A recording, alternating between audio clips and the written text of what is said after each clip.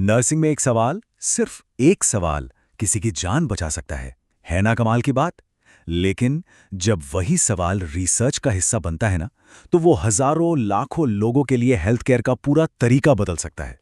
तो आज हम इसी कला और विज्ञान की गहराई में उतरेंगे, समझेंगे कि नर्सिंग रिसर्च में पूछे गए सवाल असल में हमारे हेल्थ केयर का भविष्य कैसे लिखते हैं। तो सवाल ये है कि ये होता कैसे है। मतलब एक नर्स किसी मरीज के दर्द को, उसकी परेशानी को, उसके अनुभव को एक ऐसे सॉलिड डेटा में कैसे बदल देती है जिससे आगे चलकर ट्रीटमेंट के तरीके और भी अच्छे हो जाएं। इसका जवाब छपा है एक बहुत ही सिस्टमैटिक प्रोसेस में। और जानते हैं उस प्रोसेस की शुरुआत कहाँ से होती है? एक सही सवाल से। तो आज की हमारी चर्चा में हम इन 5 पड़ावों से गुजरेंगे। हम देखेंगे कि रिसर्च में सवाल पूछने का असल मतलब क्या है, जवाब खोजने के 2 बड़े रास्ते कौन से हैं, और हाँ, सबसे जरूरी बात, अपने काम के लिए सबसे सही सवाल कैसे चुना जाए। तो चलिए पहले पड़ाव से शुरू करते हैं। देखिए, हम सब रोज सवाल पूछते हैं, है ना? लेकिन जब बात रिसर्च की आती है तो ये सिर्फ बातचीत नहीं रह जाती। नहीं, बिल्कुल नहीं। ये बन जाता है जानकारी इकट्ठा करने का एक बहुत ही सिस्टमैटिक, एक बहुत ही सोचा समझा तरीका। तो रिसर्च की दुनिया में सवाल पूछने का मतलब क्या हुआ? इसका मतलब है एक मेथोडोलॉजिकल प्रोसेस, एक ऐसा तरीका जिसमें आप क्वेश्चनर्स या इंटरव्यूज का इस्तेमाल करके लोगों के ज्ञान, उनके एटीट्यूड, उनके विश्वास, इन सब के बारे में जानकारी इकट्ठा करते हैं। तो ये सिर्फ पूछना नहीं है, बल्कि जानकारी को एक स्ट्रक्चर के साथ बाहर निकालना है। अब जब कोई रिसर्चर डेटा इकट्ठा करने निकलता है ना, तो वो एक चौराहे पर खड़ा होता है। उसके सामने एक बहुत ही बुनियादी, एक फंडामेंटल चॉइस होती है।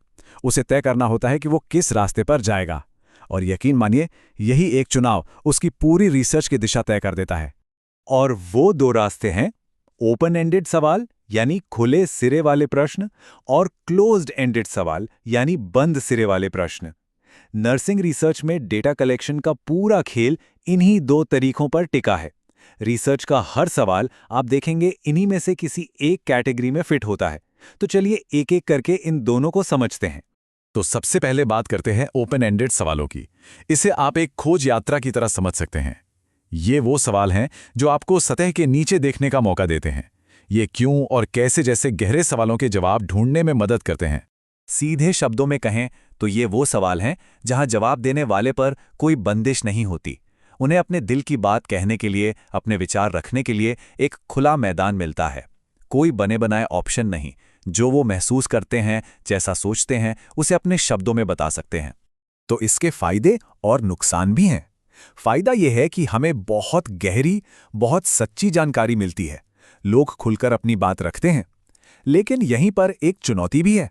जब हर कोई अपने अपने शब्दों में जवाब देता है, तो उन सारे जवाबों का विश्लेषण करना, उनकी तुलना करना बहुत मुश्किल और टाइम कंज्यूमिंग हो जाता है। और हां, कई बार जवाब टॉपिक से भटक भी सकते हैं। अच्छा, तो अब चलते हैं दूसरे रास्ते पर, क्लोज्ड एंडेड सवाल। इसे आप एक रिसर्चर की टूल किट की तरह सोचिए। एक ऐसा बॉक्स जिसमें हर खास काम के लिए एक खास टूल, एक खास औजार रखा है। यहां सारा खेल स्ट्रक्चर और स्पेसिफिसिटी का है। ये ओपन एंडेड सवालों से बिल्कुल उल्टे हैं। यहां जवाब देने वाले को पहले से दिए गए ऑप्शंस में से ही एक को चुनना होता है। इससे क्या होता है? जवाब एक दायरे में बन जाते हैं। और जब जवाब एक दायरे में होते हैं तो उन्हें मापना, उनकी तुलना करना और उनका एनालिसिस करना बहुत बहुत आसान हो जाता है। लेकिन जाहिर है, इस टूलकिट के भी अपने फायदे और नुकसान हैं। एक तरफ डेटा का एनालिसिस तेज और आसान हो जाता है, लेकिन दूसरी तरफ एक बहुत बड़ा खतरा भी है।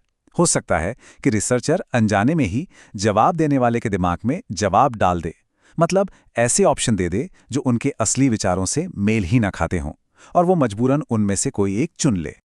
और जैसा मैंने कहा, ये सिर्फ एक तरह के सवाल नहीं हैं, ये एक पूरी टूल किट है। इस क्लोज्ड एंडेड अप्रोच के अंदर भी कई तरह के स्पेशल टूल्स, मतलब अलग-अलग तरह के सवाल होते हैं, और हर टूल का अपना एक अलग काम होता है। तो इस टूलकिट में क्या-क्या है? इसमें आपको डाइकोटोमस क्वेश्चन से लेकर multiple choice, cafeteria, rank order, rating scales और फिल्टर क्वेश्चंस जैसे कई टूल्स मिलेंगे। चलिए इस टूलकिट को थोड़ा और करीब से देखते हैं और कुछ खास टूल्स पर एक नजर डालते हैं। पहला टूल है डिकोटोमस क्वेश्चन। ये सबसे सीधा साधा सवाल है। सिर्फ 2 ऑप्शन होते हैं, हां या नहीं, पुरुष या महिला। जब आपको बिल्कुल क्लियर बाइनरी डेटा चाहिए तो ये परफेक्ट है ना? सिंपल लेकिन बहुत काम का। अगला है कैफेटेरिया क्वेश्चन। ये मल्टीपल चॉइस जैसा ही है, लेकिन यहाँ फोकस सही जवाब पर नहीं होता। यहाँ एक लिस्ट दी जाती है और लोगों से कहा जाता है कि वो ऑप्शन चुनें जो उनके अपने विचारों या पसंद से सबसे ज्यादा मेल खाता हो। फिर आते हैं रैंक ऑर्डर क्वेश्चंस।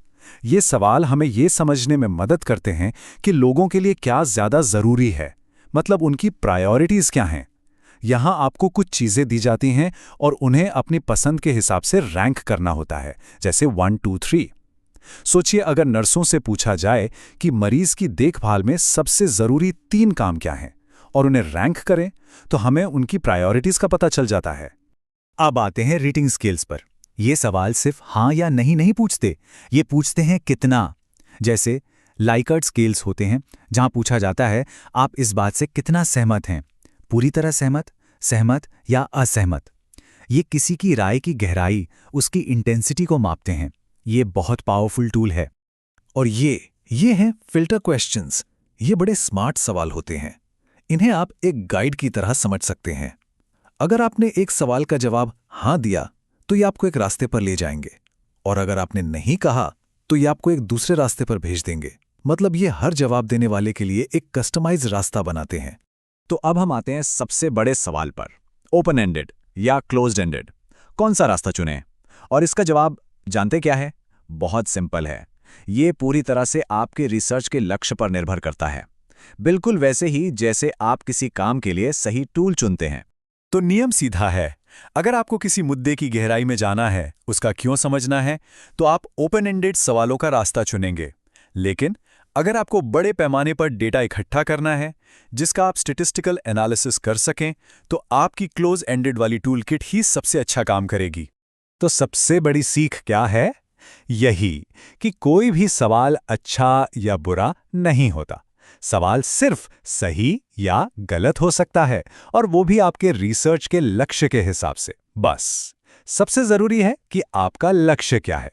तो आखिर में एक सवाल मैं आपके लिए छोड़ जाता हूं। अगर हमारे सवाल हमारे जवाबों को शक्ल देते हैं, तो क्या वो उस सबूत को भी शक्ल नहीं देते जिसके आधार पर मरीजों की देखभाल के बड़े-बड़े फैसले लिए जाते हैं? जरा सोचिए, एक सही सवाल सिर्फ डेटा नहीं जुटाता, वो असल में बेहतर हेल्थ केयर का भविष्य लिखता है।